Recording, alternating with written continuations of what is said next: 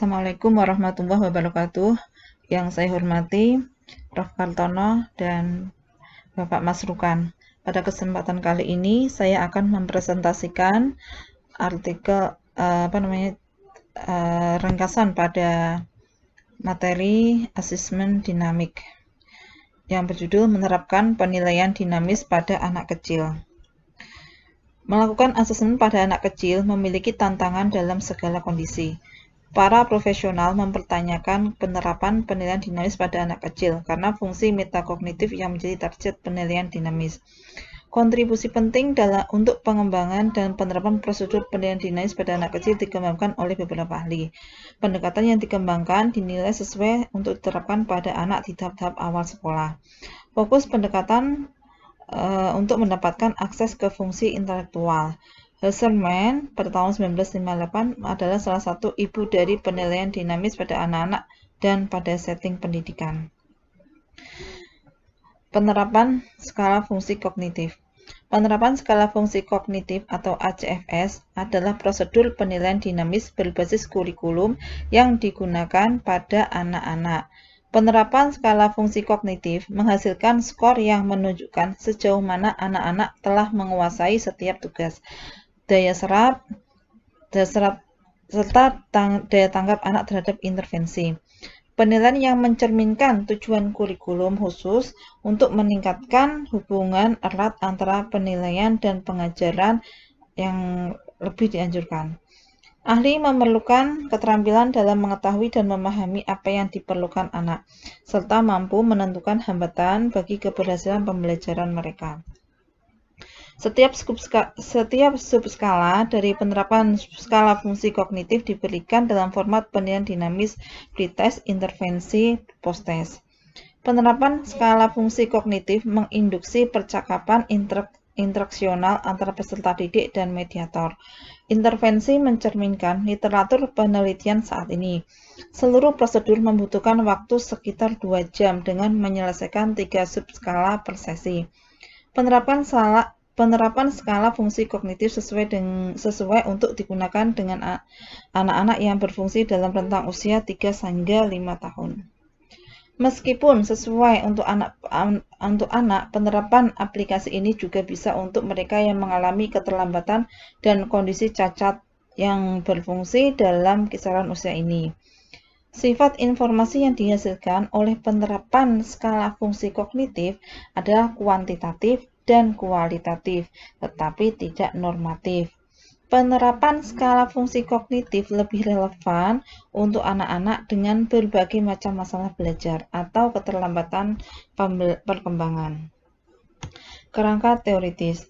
Penerapan skala fungsi kognitif didasarkan pada model perkembangan kognitif kontemporer. Penerapan skala fungsi kognitif bukanlah tes kecerdasan. Kinerja pada anak tidak dapat dijadikan simpulan atas kecerdasan yang mereka miliki. Hal tersebut berlaku untuk konsep modifiability. Kemampuan belajar, modifiabilitas, responsivitas terhadap pengamalan harus menjadi bagian dari definisi kemampuan. Prosedur tersebut akan memberikan bukti perkembangan fungsi kognitif anak terkait dengan konten kurikulum prasekolah dan kemampuan anak untuk belajar. Dengan penerapan skala fungsi kognitif, penilai mencoba untuk menilai bagaimana anak-anak menerapkan fungsi kognitif dan metakognitif yang terkait dengan tuntutan kurikulum prasekolah yang khas. Tujuan akhir penerapan skala fungsi kognitif adalah untuk menginformasikan instruksi dan untuk menyediakan sarana yang menghubungkan penilaian dengan instruksi dan intervensi. Fungsi subskala yang mewakili kapasitas neuropsikologis universal yang mendasari pembelajaran dan yang berhubungan dengan penguasaan berbagai macam tugas. Penilaian dinamis bertumbuh pada konsep Feuerstein, Vygotsky, serta konsepsi sistematis tentang sifat fungsi mental.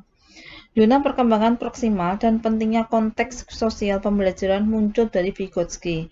Feuerstein memiliki konsep pengalaman belajar yang dimediasi, menggambarkan jenis interaksi khusus yang membantu anak-anak mengembangkan fungsi mental yang lebih tinggi. Perspektif transaksional memberikan peran sentral untuk operasi kognitif dan metakognitif dan motivasi.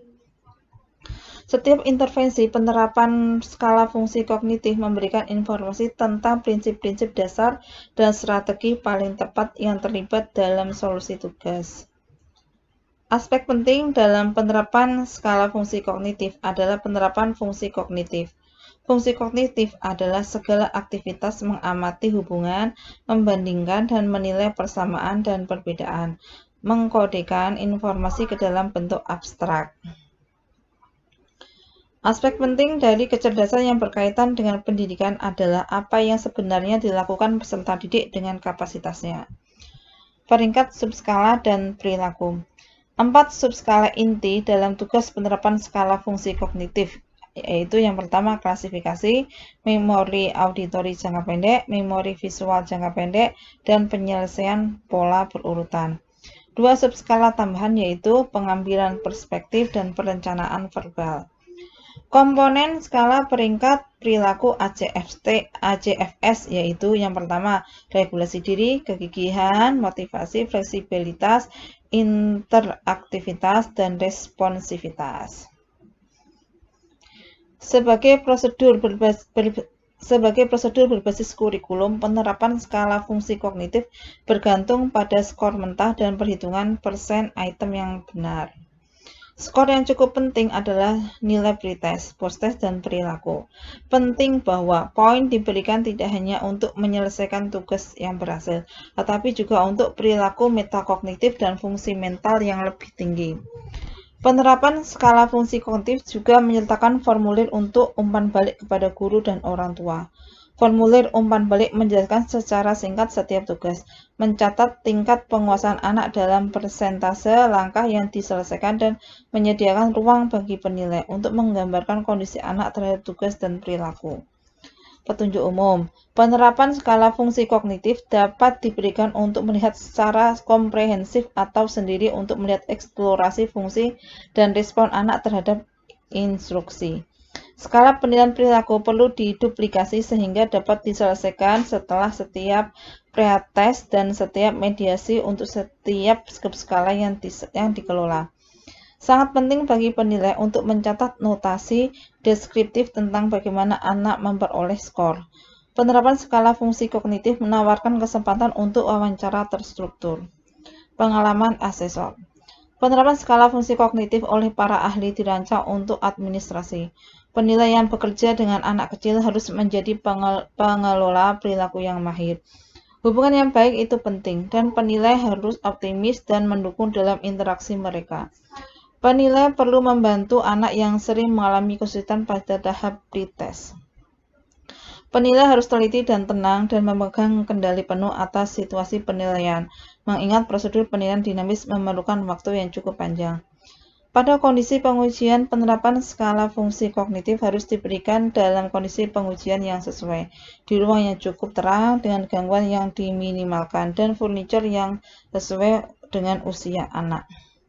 Subskala dan penilaian perilaku. Subskala klasifikasi dan penyelesaian pola sekuensial sejenis penilaian seri menyadap 2 dari 3 fungsi kognitif yang disebutkan oleh Sternberg sebagai aspek penalaran induktif. Klasifikasi dan penyelesaian pola berurutan sering muncul sebagai tujuan dalam kurikulum anak usia dini. Klasifikasi bergantung pada kemampuan untuk mencocokkan atas dasar isyarat perseptual, suatu kemampuan yang muncul cukup awal dalam perkembangan. Pendekatan intervensi untuk tugas klasifikasi melibatkan perhatian anak pada ciri-ciri khas yang relevan dari objek. Tugas klasifikasi meminta anak untuk mengubah dasar pengelompokannya. Dalam kasus penyelesaian pola, anak-anak diminta untuk membenarkan dasar pemilihan bidak mereka, menambah tantangan yang cukup besar. Kemampuan untuk mempertahankan, menyandikan, dan mengambil segala adalah inti dari sebagian besar konseptualisasi model pemrosesan informasi dari fungsi kognitif. Beberapa konsolidasi ingatan dimanfaatkan dengan meminta anak untuk mengingat kembali cerita yang sama setelah penundaan singkat. Vygotsky menganggap menceritakan kembali sebuah cerita itu penting untuk peningkatan daya, tidak hanya daya ingat yang disengaja, tapi juga pemikiran logis dan pengaturan diri. Intervensi untuk subskala memori visual tergantung terutama pada ide-ide latihan, baik sederhana maupun kompleks. Pengambilan perspektif membutuhkan kemampuan untuk de-center. Pengambilan perspektif tidak hanya merupakan kemampuan sosial yang penting, tetapi juga berhubungan dengan pemahaman dalam membaca. Tugas pengambilan perspektif memanfaatkan kemampuan anak untuk terlibat dalam pertukaran percakapan yang menyampaikan informasi. Perencanaan bisa dibilang merupakan salah satu proses mental yang paling manusiawi, dan bahasa digunakan sebagai alat untuk merencanakan salah satu fungsi terpenting. Anak perlu menentukan tujuan dan verbalisasi meskipun fungsi perkembangan tersebut sangatlah baru untuk mereka. Subskala perencanaan verbal ACFS memberikan tujuan bagi anak dan meminta anak untuk mengartikulasikan rencana untuk mencapai tujuan. Peringkat pengamatan perilaku. Peringkat perilaku prasekolah yang mencakup banyak variabel yang diwakili pada skala penilaian perilaku ACFS adalah prediktor yang baik untuk prestasi sekolah dasar. Regulasi diri adalah fungsi metakognitif yang meliputi semua proses. Kegigihan yang secara historis dianggap sebagai variabel temperamen telah digunakan mempengaruhi prestasi akademik dan perkembangan kognitif.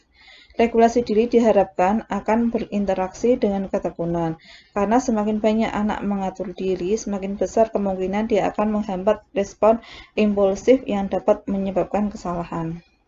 Toleransi frustasi mencerminkan contoh lain dari kontrol eksekutif, di mana anak mampu mengatur respon emosional untuk meningkatkan kepatuhan, perhatian, dan ketekunan. Fleksibilitas adalah dimensi pemikiran yang sangat erat kaitannya dengan transfer. Semakin fleksibel pemikirannya, semakin besar kemampuannya untuk mentransfer semua hal. Motivasi dianggap sebagai pemberi energi perilaku atau keinginan untuk melakukan suatu tugas. Toleransi frustasi mencerminkan contoh lain dari kontrol eksekutif, di mana anak mampu mengatur respon emosional untuk meningkatkan kepatuhan, perhatian, dan ketekunan. ACFS menggunakan materi yang diminati anak-anak dari sebagian besar budaya dan yang akrab dengan sebagian besar anak dari budaya yang lebih maju secara teknologi. Interaktivitas adalah salah satu komponen perilaku yang paling sosial. Responsivitas atau keterbukaan anak dipengaruhi oleh orang lain yang merupakan pusat dari konseptualisasi perkembangan, pembelajaran, dan pengajaran. Penafsiran. Meskipun penilaian dasar dalam aplikasi suatu fungsi kognitif AFCF berbentuk deskriptif mendalam, dapat juga informasi kuantitatif. Jenis skor yang tersedia dari ACFS adalah sebagai berikut. 1. Tingkat penguasaan tugas. 2. Tingkat perubahan dari pretest ke posttest. 3. Setelah penilaian selesai, penilai harus melengkapi formulir umpan balik. Interpretasi subskala. Informasi interpretatif yang relevan dengan masing-masing subskala, serta kategori penilaian perilaku dan gagasan untuk intervensi dimasukkan pada bagian sebelumnya. ACFS memanfaatkan proses kognitif dasar dan strategi pembelajaran terkait dengan kegiatan belajar anak usia dini yang khas. Berikut adalah tujuan pengajaran yang diubah berdasarkan subskala. Yang pertama adalah klasifikasi. Anak-anak mengelompokkan subjek berdasarkan fitur abstrak warna, fungsi ukuran, dan bentuk. Anak-anak mengubah dasar pengelompokan objek ketika diminta untuk melakukannya dengan cara lain. Memori auditori jangka pendek. Anak-anak akan mengingat dan menceritakan kembali sebuah cerita pendek segera setelah mereka mendengarnya. Memori visual jangka pendek. Anak-anak akan memberitahu nama-nama rangkaian gambar benda yang diletakkan di depannya. Penyelesaian pola berurutan. Anak-anak akan menyelesaikan pola berurutan. Anak-anak akan membenarkan dasar untuk pemilihan potongan yang melengkapi pola tersebut. Pengambilan perspektif. Anak-anak akan berkomunikasi dengan orang lain dengan cara yang mencerminkan kesadaran akan kebutuhan orang tersebut akan informasi. Anak-anak akan secara akurat menggambarkan gambar yang mereka lihat. perencanaan verbal. Anak-anak akan memberitahu langkah-langkah dalam urutan yang benar dari aktivitas yang biasa dilakukan. Anak-anak akan menentukan kapan mereka membuat suatu rencana. Hasil dari beberapa penelitian, Surin telah melakukan penelitian dengan melibatkan 26 anak usia 4 tahun sebagai subjek. Hasil menunjukkan terdapat peningkatan yang signifikan ditemukan untuk klasifikasi, pengambilan perspektif, perencanaan verbal, dan penyelesaian pola sekuensial. Satu-satunya subskala yang tidak menunjukkan peningkatan yang signifikan adalah 2 subskala anggota. Levy melakukan studi tentang validitas diskriminan ACFS dengan membandingkan hasil dari 22 anak 4 tahun 0 bulan dan 4 tahun 11 bulan. Subjek memiliki berbagai keterlambatan perkembangan ringan hingga sedang. Hasil menunjukkan anak dengan kebutuhan khusus mendapat peningkatan pada semua subskala, kecuali memori visual. Hasil berbeda didapatkan pada anak dengan perkembangan yang khas. Peningkatan pada semua subskala dialami oleh anak yang sedang berkembang. Ben Susan dan Malowitsky melanjutkan studi Brooks yang sebelumnya menyelidiki efek praktis yang terkait dengan subskala klasifikasi. Penelitian ini melibatkan 20 anak antara usia 3 dan 4 tahun. Anak-anak diberikan subskala memori auditori, perencanaan verbal, dan pengambilan perspektif pada anak secara acak. Hasil penelitian menunjukkan bahwa kelompok eksperimen dalam semua kondisi memperoleh skor post-test dengan signifikan lebih tinggi daripada kelompok kontrol. Artinya, anak-anak yang terpapar mediasi memperoleh skor jauh lebih tinggi daripada mereka yang tidak terpapar mediasi. Aronoff melakukan studi yang fokus pada skala penilaian pengamatan perilaku tertanam. Penelitian melibatkan 25 anak dari 4 kelas prasekolah usia 2-5 tahun dari sekolah untuk anak-anak berkebutuhan khusus. Aronoff membandingkan peringkatnya pada skala dengan guru kelas dan terapis bicara, juga membandingkan peringkat guru dan terapis bicara. Hasil penelitian menunjukkan kesamaan antar penilai yang umumnya kuat untuk semua pasangan.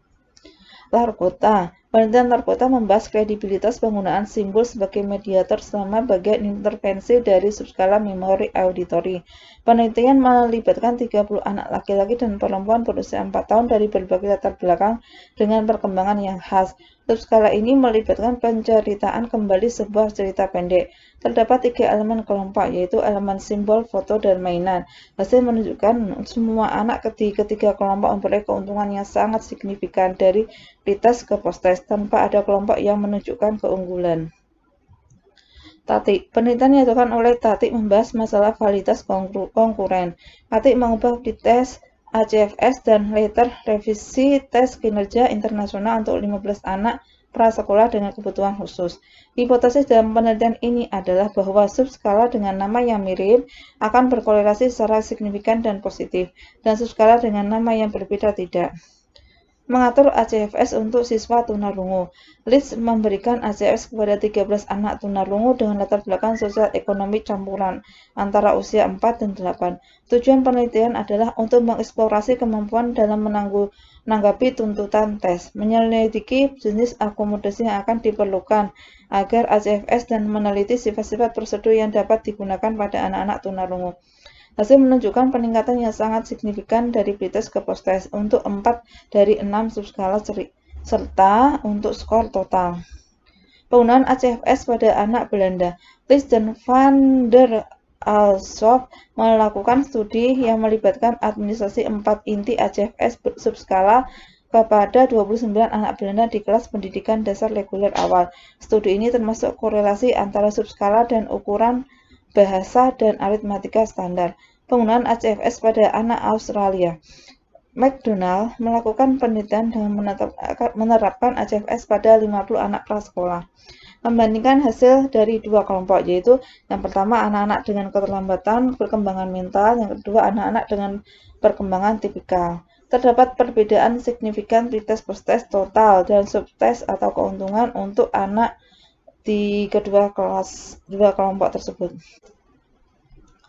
Skor post-test anak-anak dengan keterlambatan secara konsisten melebihi skor pretest anak-anak dengan perkembangan khas pada semua subtest korelasi signifikan tetapi sedang. Berdasarkan data yang dihasilkan menunjukkan bahwa ACFS dapat berhasil diterapkan pada populasi anak-anak Australia. Demikian presentasi dari saya. Atas kekurangannya saya mohon maaf sebesar-besarnya. Assalamualaikum warahmatullahi wabarakatuh.